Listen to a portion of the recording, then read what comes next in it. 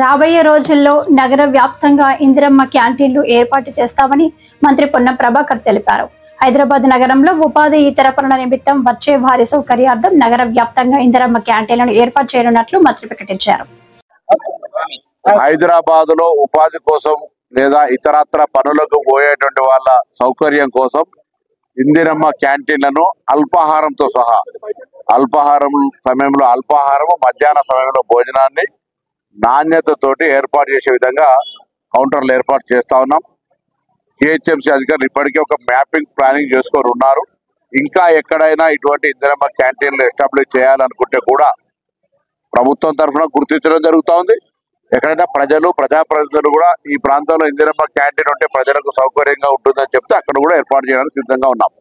ఇందిరమ్మ క్యాంటీన్ల ద్వారా ఇబ్బంది పడకుండా ప్రజలకు ఉదయాన్నే పనికి వెళ్ళేటువంటి వాళ్ళు ఇక్కడనే అల్పాహారం తీసుకోవడము, మధ్యాహ్న భోజనం తీసుకొని వారి యొక్క పనులు చేసుకునేటువంటి సౌకర్యం కలిగేస్తోంది.